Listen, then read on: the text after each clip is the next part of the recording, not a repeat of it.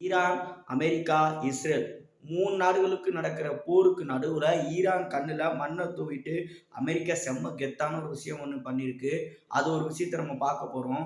அதுக்கப்புறம் டிவிகே வந்து ஆண்களுக்கு நல்ல திட்டங்கள் வந்து அறிவிச்சிருக்காங்க. ஸோ அதையும் நம்ம இந்த வீடியோல பார்க்க போறோம்.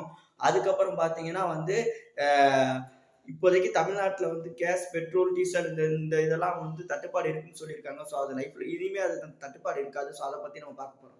ஃபர்ஸ்ட் பாயிண்ட் என்னன்னு பார்த்தீங்கன்னா வந்து, இப்ப இடையில வந்து ஈரான் கடல் வழியா எல்லா கப்பல்களும் வெளியில அதாவது கேஸ் சிலிண்டர் இல்ல இந்த மாரி உள்ள கப்பல்கள் எந்த கப்பலும் வெளியாகக்கூடாது. வெளியாக போனா நாங்க அடிச்சு தகர்த்துவோம்னு சொல்லியிருக்கு. ஸோ அதுக்கு மாறா ஒரு 3 கப்பல்கள் அடிச்சு தகர்த்திருக்கு.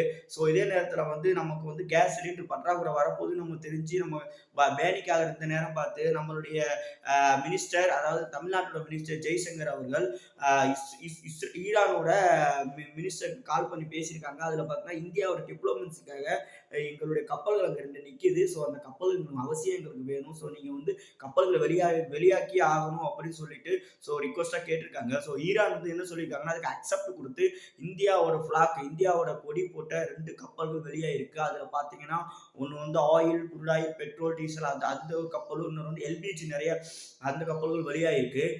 ஈரான் அறிவிச்சு அதாவது ஈரான் வந்து சைனா மட்டும்தான் அப்ரூவ் பண்ண இந்த நேரத்துல இந்தியாவே அப்ரூவ் பண்ணிருக்கு. கெத்தா வந்து கடலுடைய வெளியில வந்திருக்கு. இனிமே நம்மளுக்கு இந்த கேஸ், சிலிண்டர், பெட்ரோல், டீசலுக்கான எந்த ஒரு பிரச்சனையும் கிடையாது. இது உலக நாடுகள் எல்லாம் பார்த்து வியந்து போயிருக்கு. இப்படி இந்தியாவோட கப்பல் மட்டும் வெளியாக்கப்பட்டு செம்ம கெத்து காமிச்சிருக்கு.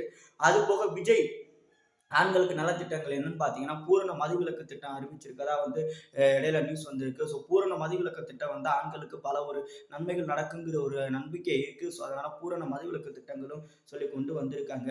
ஸோ இப்போ அமெரிக்கா என்ன சொல்றாங்கன்னா வந்து ஈரான்கிட்ட நாங்க ஈரானை அடிச்சுக்கிட்டே இருப்போம்.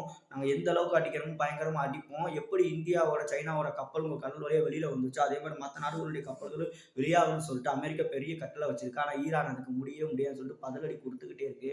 ஸோ இந்தியாவோட இந்த கெத்த பார்த்து நீங்க என்ன நினைக்கிறீங்க? ஸோ இனிமே நம்ம நாட்டுல டீசல், பெட்ரோல், கேஸ் சிலிண்டர் எந்த பிரச்சனையும் வராது. ஸோ இந்தியா அதுக்கான வழியும் காத்துருச்சு.